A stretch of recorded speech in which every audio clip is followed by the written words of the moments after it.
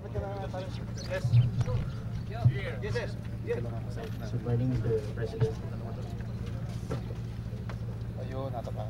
Sir, personal po ninyong nakita yung devastation. Sir, ano po yung assessment yun sa yung mga bagong directives dun sa power restoration, relief efforts, saka yung agri-rehabilitation?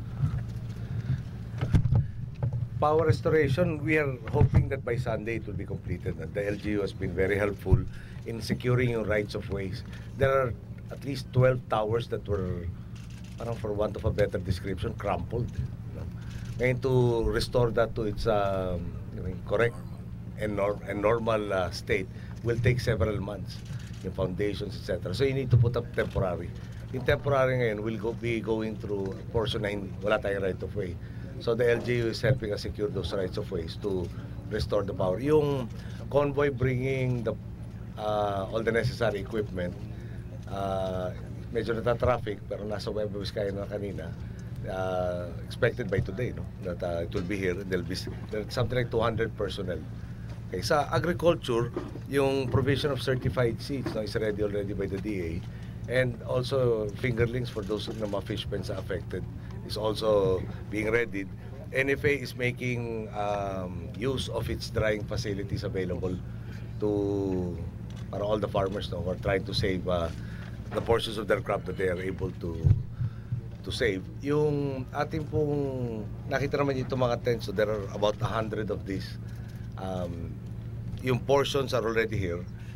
Nasinakay sa 1C-130 kanina. The others will be trucked, and they're also part of the convoys that are being hampered by the traffic flow, no? But they'll be arriving again by today. We made parang reminders that there are funds available for yung core shelter amongst other things, and previous donations by foreign governments that we might be able to access. We are just checking yung legalities. Naninigurado lang tayo na we are conforming to everything. But funds are available. I just reminded them to make sure that we are able to download all of these funds. Dahil meron tayo election by Monday, bank holiday, at Friday na lang kung tutusin yung working day. So I'm assured that will be done. We are assessing and revalidating all the data that was initially given us to make sure that we are addressing all of the concerns of people who are genuinely affected by this calamity. And we were not able to go to the coastal areas yet. No? Yung advice is not completely safe for a lot of the aircraft we are able to utilize. But we have elements of the armed forces already augmenting in the local na PNP na nandun to secure the food supplies that are coming in and para to set up these temporary shelters nga. Mr. Joe Dasico. Yes,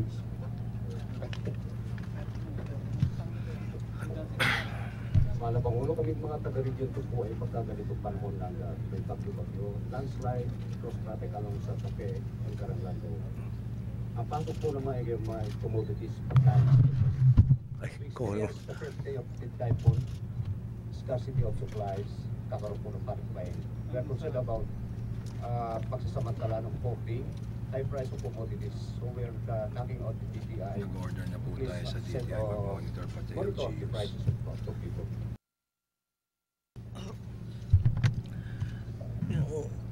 Normally siguro ganun ang mangyayari, but as you know, and I think the media here has been reporting it, yung AFP, the PNP, and the LGU, and also alam mo nyo, we have excess parang crews, machinery that is with the MMDA, for instance, that is ready to assist, but it was not needed. So yung nagsaraduhan yung mga karsada, alam ko po sa Cordillera meron tayong isang probinsya na may problema, pero dito po sa region to hindi naman yata nasara ating mga karsada. Wala hong dahilan para magtaasan yung presyo, at minomonitor na po ng LGU at ng DTI yung prices para wala kang magsamantala. Plus naninigurado rin po tayo doon sa talagang may kakulangan, nandito po yung mga food packs. Actually nauna ho yung food packs bago ho yung bagyo Kaya naman po siguro testigo dyan. Just to prevent the situation na meron nga hoarding, panic buying, at saka yung pananamantala. So palagay ko naman na-demonstrate ng gobyerno nyo na sa pagtutulungan po natin lahat, talaga maagapan natin. Hindi natin mahinto, pero maagapan natin. So yung nangangamba nyo, talaga naman sobrang manamantala naman yan at hindi natutulog yung gobyerno nyo. Thank you po. Jump si Sate, GM. Sure. Aside from relief goods, what kind of assistance will the government extend to the affected families, particularly to those who lost family members? And, Family members. yung mga namatayan po, sir. And second question lang. Sir, will we import rice for this year considering the damage on agriculture? Binigay na po tayo sa namatayan. Yung sa namatayan po, may nabigay na raw po yata assistance. Titignan natin kung kailangan pa. Pero yung recovery, yung isa na rin sa priority natin. So, inumpisahan mo muna doon sa shelter. Dahil at lalo na yung mga coastal towns, ang laki talaga ng devastation. So, that's why the tents are here upon the request of the LGU. This is the immediate need. Yung long term mo dyan, we will convince the residents of these coastal areas to medyo get to a better and safer area from where they are now. No? Relocation of those who would be severely at risk, no? If such a situation happens again. Yung agriculture, I think we did mention it already. I'll pass it on to Secretary Alcala afterwards. So, yung kabuhayan po lang gusto natin manumbalik. Yung education, I'll just have to check with Brother Armin. But there is a provision for, di ba, marami po eskwela under the 2011 budget. We will be able to put that in place. And this will be this devastated areas will have priority for that allocation. Can I pass it to Secretary Alcala for the agricultural interventions? Yun pong ilang nasira sa atin na palayan ay halos minimal na po ito dahil karamihan po ng mga tungkol sa palayan ay nakapag-harvest na po. Tsaka yung pong mga ilan namang may tanim ay nahabol po nilang may harvest. So kaya po inahandaan po namin ng mas mabilis na mga pananim, pamalit na pananim para humabol po sila sa dry season planting. Importation. Yung pong importasyon ay huwag po kayo maglala dahil mas mababa po sigurado yung kakailanganan natin kaysa doon sa in-import po natin ng last year. Mas malaki pong kababaan, not less than 50% po ang kababaan. Yung extent ng damage rin kasi is not considered in the total scheme of things, no, to be that great. So at this point in time, we are not, contemplating any importation.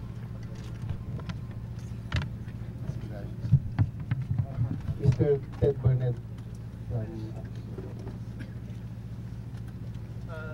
Ted Burnett po from the interview.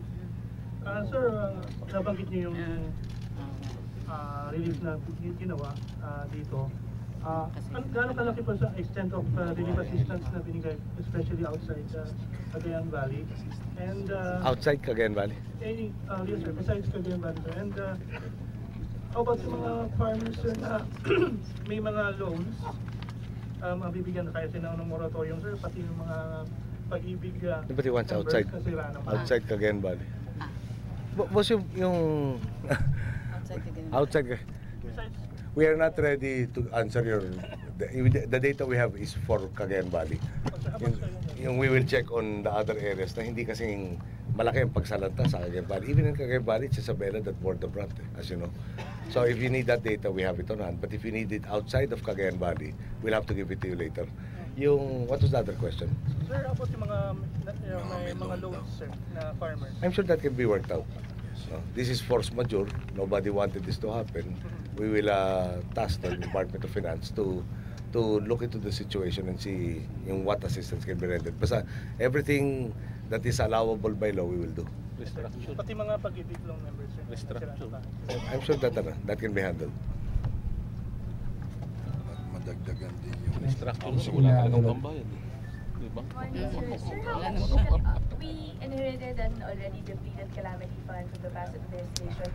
How much of it is left for the coming months, especially since meron pa ho tayong ilang mga inaasahang bagyo, and how do we plan to increase it? Nag-austerity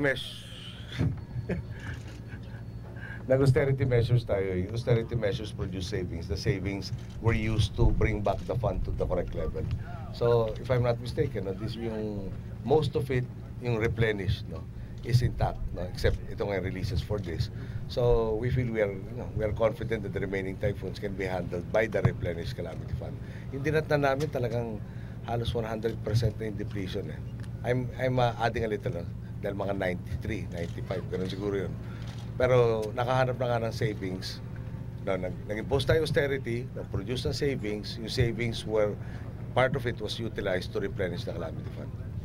Tapos yesterday, meron mga requests for rehabilitation of various infrastructure na magdodraw sa calamity fund in other areas, yung arising from Ondoy and Pepeng.